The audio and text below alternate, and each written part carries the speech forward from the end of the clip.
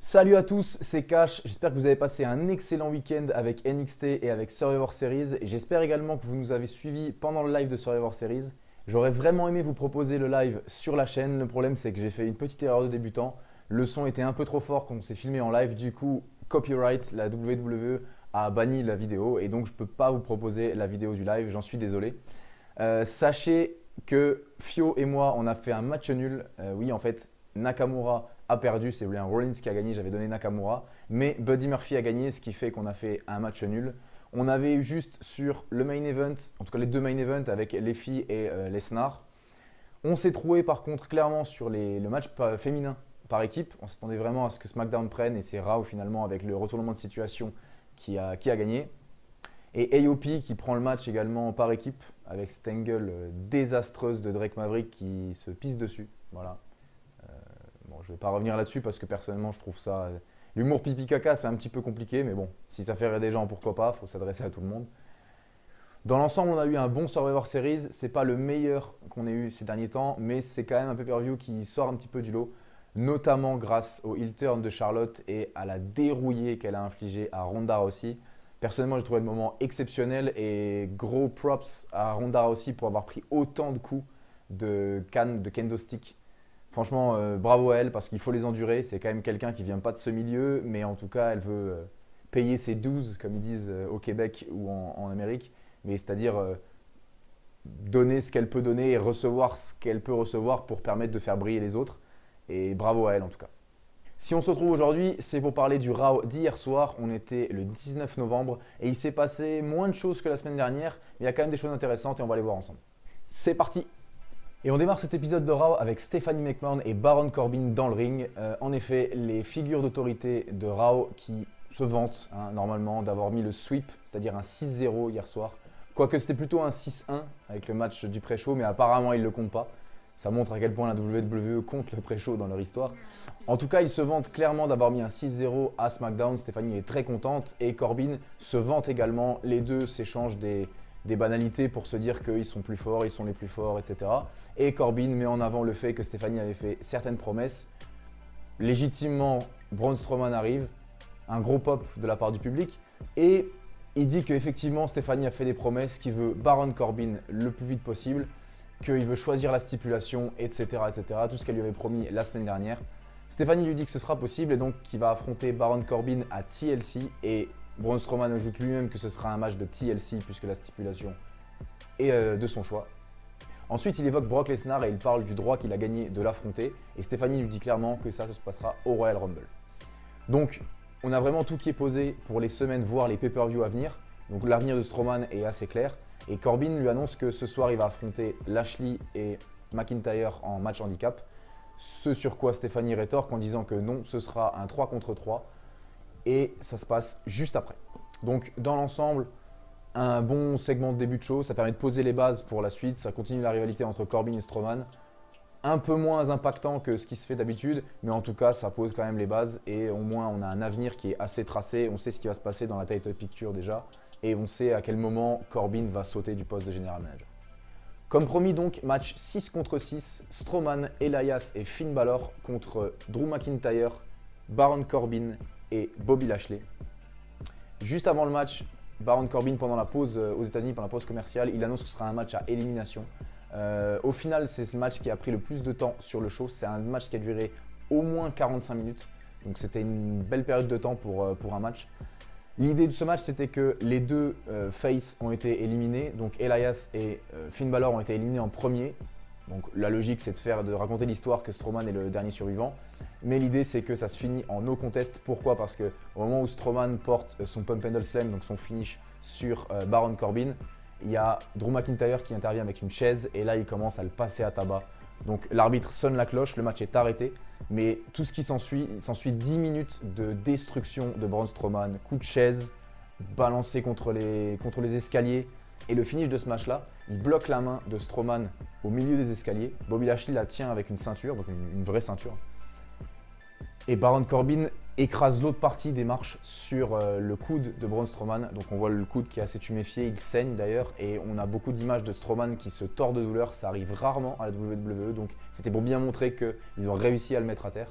D'ailleurs, une petite parenthèse, je suis assez étonné par le nombre de fois où on a eu du sang ces dernières semaines. Entre Survivor Series, SmackDown et Raw de la semaine dernière et encore aujourd'hui, il y a eu du sang dans tous les shows.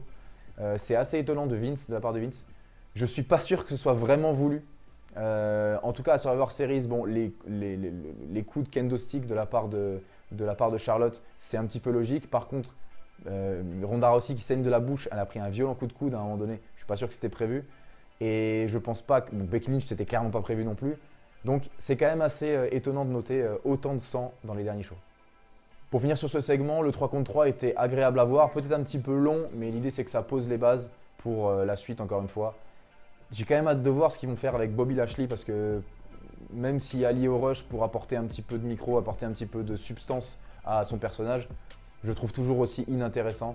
Autant McIntyre est très très charismatique et il parle super bien, donc tu as envie de te projeter là-dedans. Par contre, Bobby Lashley, j'ai pas l'impression personne ne le hue, personne ne l'acclame, donc c'est assez. En général, ça marque le coup. Donc je sais vraiment pas ce qu'ils vont en faire dans les prochaines semaines. Voilà, on passe à la suite. Et la suite, c'est Seth Rollins qui arrive sur le ring.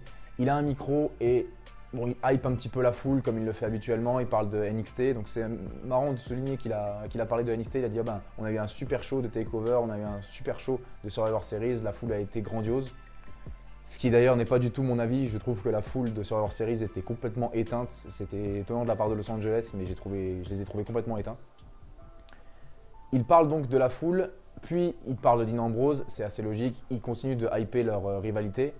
Donc on sait que Seth Rollins va affronter Dean Ambrose à TLC. C'est déjà annoncé, ça a déjà été validé. Et on a Dean Ambrose qui apparaît sur l'écran géant et qui commence pareil, à rentrer dans la rivalité, à continuer d'ajouter à peu près les mêmes choses qu'on entend depuis le début. Et un petit peu le fil rouge sur la soirée, ça va être est-ce que Seth Rollins va arriver à attraper Dean Ambrose ?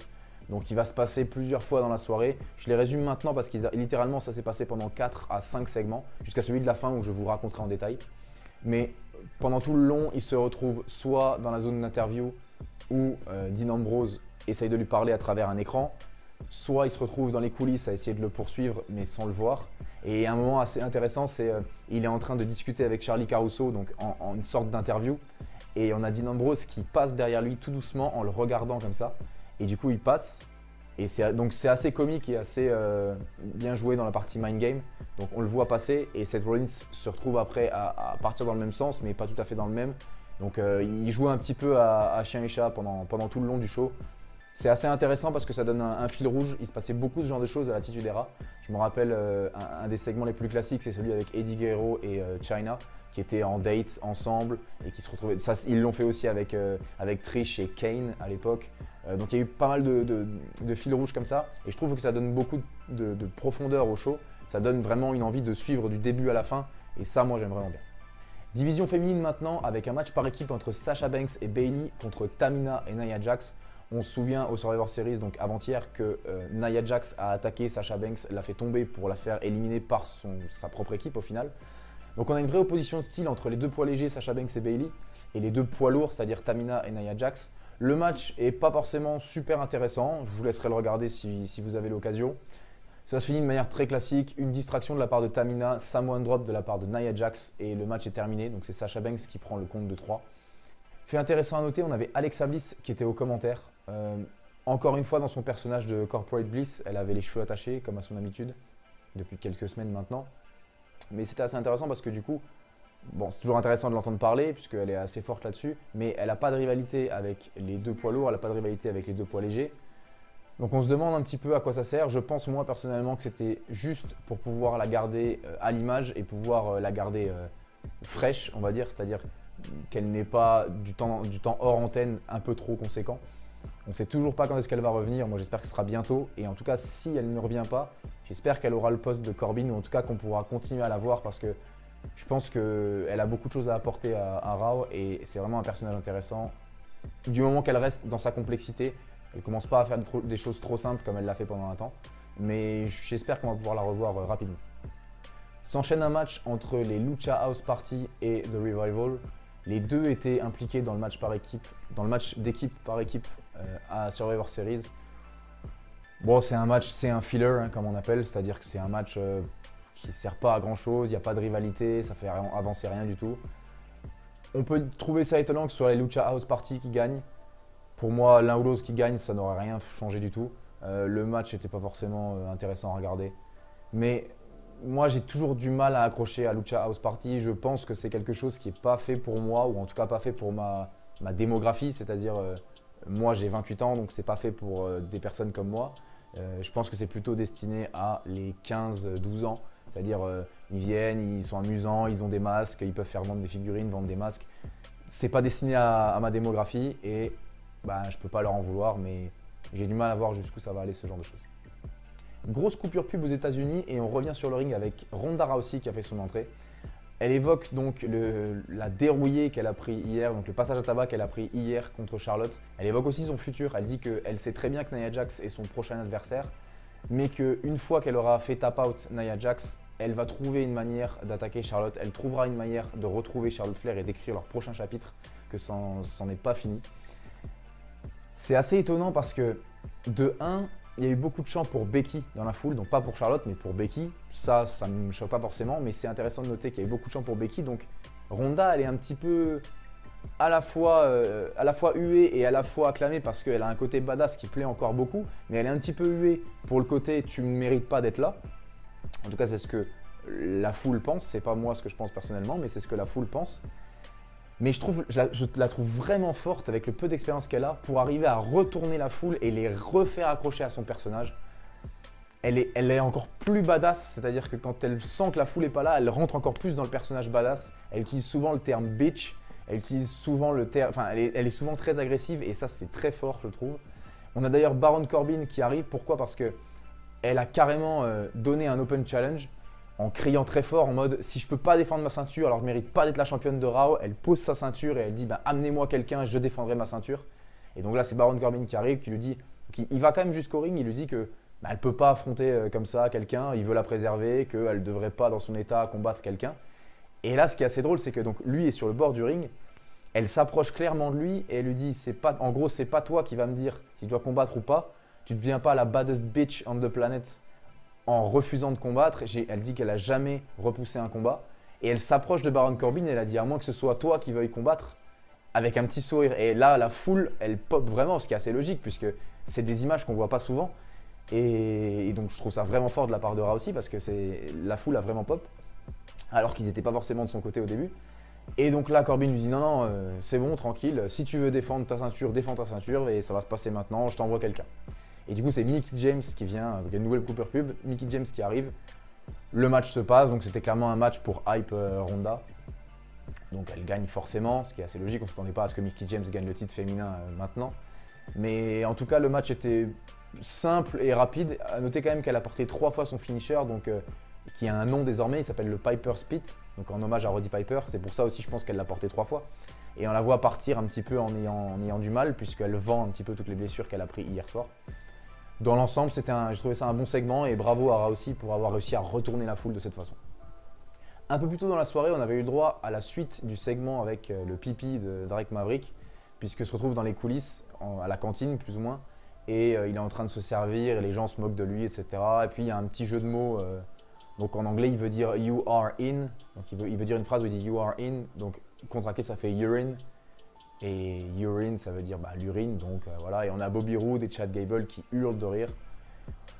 Voilà, c'est pas, encore une fois, c'est de l'humour potache. Moi, ça me fait pas forcément rire. En tout cas, mais bon, c'est pareil, ça ne me vise pas personnellement. Donc, bon, voilà, pourquoi pas.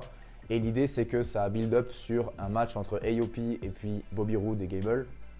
Donc, on peut au moins admettre qu'ils ont fait un petit build up, pas comme les Lucha House Party où il y a un match pour avoir un match et on sait pas du tout à quoi ça sert. Mais là, au moins, il y a eu un tout petit build-up. Et étonnamment, c'est Gable et Roode qui ont gagné. Ils se sont fait un petit peu malmener, mais ils gagnent sur un petit paquet de la part de Gable, il me semble. Assez étonnant, surtout dans l'histoire avec le fait qu'ils se moquent. Je pense que ça ne va pas en rester là. Et à mon avis, c'est le début d'une rivalité. Si c'est vraiment le début d'une rivalité, moi, je trouve ça un peu triste. Parce que faire une rivalité pour les ceintures par équipe autour d'une histoire de je me suis pissé dessus, c'est un peu léger quand on sait ce qu'ils sont capables de faire. Enfin bref, en tout cas, moi personnellement, je trouve ça un peu naze, mais pourquoi pas. Nouveau match maintenant avec Natalya qui va affronter Ruby Riott. C'est plus ou moins le main event du show, en tout cas c'est le match qui est en main event du show. On se rappelle de la petite rivalité qu'ils ont eue et qu'elles n'ont pas eu l'occasion encore d'en découdre un contre un. Et donc c'est ce soir l'histoire des lunettes de Jim Neidhart, donc le défunt père de Natalya. C'est Natalya qui gagne le match sur un roll-up, encore une fois, donc deuxième roll-up de la soirée. Et étonnamment, c'est quand même du 3 contre 1, puisqu'il y a quand même la Riot Squad sur le côté. Et c'est un peu étonnant donc que Natalya prenne le fight, puisque à la base, c'est un roll-up de Ruby Riot qui est contré dans un deuxième roll-up de Natalya. Et elle gagne là-dessus et elle s'enfuit assez rapidement du ring. Je pense qu'ils vont refaire des matchs dans une rivalité comme ça, où il y a des sentiments, de l'émotion. Elles sont obligées de gagner sur une clean victory, c'est-à-dire un tap-out ou un tombé de 3. Donc je pense que ce n'est pas le dernier match qu'on verra entre les deux. Mais vu que ce n'est pas le dernier match qu'on verra, je trouve ça dommage de l'avoir vendu déjà maintenant, surtout en faisant gagner Natalya. Mais bon, si Natalya ne gagnait pas, ça aurait quand même fait beaucoup de points positifs pour Ruby Riot. Dans l'idée du 50-50 booking de la WWE, c'est un petit peu normal. Dans l'ensemble, j'ai pas trouvé ça exceptionnel, mais c'était pas non plus à jeter. Le match était plutôt correct, donc on attend de voir la suite. Comme vous l'avez vu jusqu'ici, il y a eu beaucoup de matchs. En tout cas, il y a eu peu de pauses entre les matchs. Pourquoi? Parce que en fait, toutes les pauses étaient utilisées entre Rollins et Ambrose. Donc, ils ont fait partie entière du show. Moi, j'ai trouvé ça plutôt sympa. Mais c'est un petit peu spécial quand même. On arrive à la fin donc, où il y a le dernier segment, où on a en fait Dean Ambrose qui arrive sur le ring. Pourquoi? Parce qu'on a vu que Rollins quittait l'arène. Donc, il a dit au micro d'une intervieweuse, je ne me rappelle plus son nom. En tout cas, il a dit qu'il avait un vol à prendre, donc il allait quitter l'arène. Et ben on a donc Dean Ambrose qui arrive un petit peu fier comme ça, il balance à gauche à droite et puis il commence à parler de la foule de Los Angeles, etc. Il vient avec un mouchoir, il dit qu'il demande ce qui sent mauvais comme ça et en fait il dit en fait c'est vous qui sentez mauvais, etc. Moi j'appelle ça du cheap hit, c'est-à-dire quand tu sais pas comment te faire détester, tu dis que les gens sont des cons ou tu dis Los Angeles c'est la pire ville du monde ou les gens d'ici sont tous bêtes. Voilà, donc c'est des exemples tout simples qui font huer la foule. C'est des réactions logiques comme Mick Foley le faisait à l'ancienne, c'est-à-dire il disait c'est super ici à Los Angeles avec son pouce et du coup tout le monde popait, c'est devenu son gimmick d'ailleurs. Moi je trouve ça un peu cheap et ça marche pour Mick Foley mais c'est un peu le seul pour qui ça marche. Là pour Dean Ambrose je trouve ça un peu dommage connaissant son personnage assez complexe de lunatique. Je trouve ça un peu dommage mais en tout cas il commence à parler de la foule, etc. Il commence à reparler de Rollins, etc. Et en fait, Rollins, on le voit sur l'écran géant, on le voit arriver. Et là, Dean Ambrose ne s'attend pas à ça, donc il ne sait pas trop quoi faire. Rollins arrive en courant, en furie, il arrive sur le ring et là, il commence à se taper dessus. Donc les deux se tapent, c'est vraiment Rollins qui a l'avantage. Ambrose essaie de se barrer par la foule, il le récupère, il le rejette à l'intérieur, il saute de la barrière, donc il se passe pas mal de choses de la part de Rollins. Et quand ils arrivent à remonter sur le ring, on a Ambrose qui lui met un énorme low blow. Donc forcément, il couche Rollins. Il enchaîne sur Dirty Deeds. Il se jette même dans les cordes. Il est un peu affalé dans les cordes en mode il a réussi à se sortir de cette histoire. Et après, il enlève sa veste. Il remet un Dirty Deeds et ça se finit un peu là-dessus. Je trouvais que par rapport au reste de ce qui s'est passé, c'était un petit peu plat. Ça finit un petit peu sur un plat. Mais bon, la rivalité commence vraiment à prendre. Moi, je préfère quand Ambrose est un petit peu tourmenté et qu'il ne fait pas ce genre de choses, c'est-à-dire insulter la foule, etc. Ça ne lui ressemble pas, je trouve. Il n'a pas besoin de ça. Il pourrait juste être lui-même et ça suffirait pour être un petit peu… Rollins, c'est quand même tellement un babyface, il n'a pas besoin de faire ce genre de choses. Donc ça suffirait. Je pense que leur match à TLC va être costaud. Par contre, si j'étais aux commandes de Raw, clairement, j'arrêterais de les faire se taper dessus. Parce que ça va… Donc une fois, c'est bien. C'est très bien, il fallait que Rollins l'attrape. Ça montre un peu que ça va être explosif, mais pas plus. Moi, à leur place, je ferais même ne plus apparaître Ambrose à l'écran, voire toujours de très loin, jamais dans l'arène, toujours de très loin, d'un endroit un petit peu comme il faisait avec Samoa Joe quand il y avait l'histoire avec AJ Styles, mais je le ferais toujours apparaître de très loin pour pas vendre en fait le match. Et quand le match se passe, il pourrait limite être en main event pour que vraiment la rivalité arrive au summum en fait, puisque le match, on s'attend vraiment à un match qui va être exceptionnel. Voilà, on arrive à la fin de ce show de Raw, un petit peu moins explosif que celui de la semaine dernière, mais j'ai quand même apprécié dans l'ensemble. Comme je vous l'ai dit dans le reste de la vidéo, j'ai trouvé ça super cool l'idée de faire enchaîner les segments avec Rollins et Ambrose. Ça donnait vraiment un fil rouge au show et on avait vraiment envie de voir ce qui allait se passer à la fin puisqu'on se doutait qu'il allait se passer quelque chose, ça ne pouvait pas en rester là. Par contre, les matchs, là c'est le point négatif, il y a pas mal de matchs un petit peu des fillers, ce qu'on appelle, c'est-à-dire vraiment des matchs parce qu'il faut mettre un match, il faut avoir du catch, donc on met des matchs.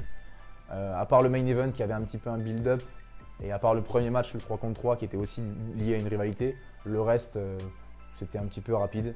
Et puis, il ne s'est pas passé grand-chose à part Rollins et Ambrose. Et le premier segment où on a annoncé la suite des matchs. J'espère qu'à SmackDown demain, et je pense qu'à SmackDown demain, il va y avoir beaucoup plus de choses. On a quand même Becky et Charlotte qui ont beaucoup de choses à dire. Elles vont sûrement faire une discussion entre elles. J'ai hâte de voir ce qui va se passer. Et puis AJ Styles et Bryan. En tout cas, il y a beaucoup plus de choses qui me font regarder SmackDown. En plus de ça, le sweep 6-0, Shane McMahon va intervenir pour dire des choses. Donc en 2 heures demain, il va y avoir beaucoup de choses à couvrir. J'ai hâte de voir SmackDown. On en reste donc là sur la vidéo de Raw. Si vous avez aimé cette vidéo, je vous invite à mettre un petit pouce bleu en bas. Moi, ça me donne beaucoup de force et ça m'aide à continuer cette aventure. Si c'est la première fois que vous me voyez, je vous invite à me follow. Comme ça, vous aurez une petite annonce quand j'ai une nouvelle vidéo qui est apparue. N'hésitez pas aussi à mettre en commentaire les choses que vous avez envie de voir. Moi, ça me permet de progresser et ça me permet aussi de savoir quel contenu vous avez envie de regarder. J'ai beaucoup de choses à dire, mais j'aimerais bien le diriger vers ce que vous avez envie d'entendre. Il ne reste plus pour moi qu'à vous saluer et je vais le faire de la meilleure façon que je connaisse. Goodbye and good night. Bang!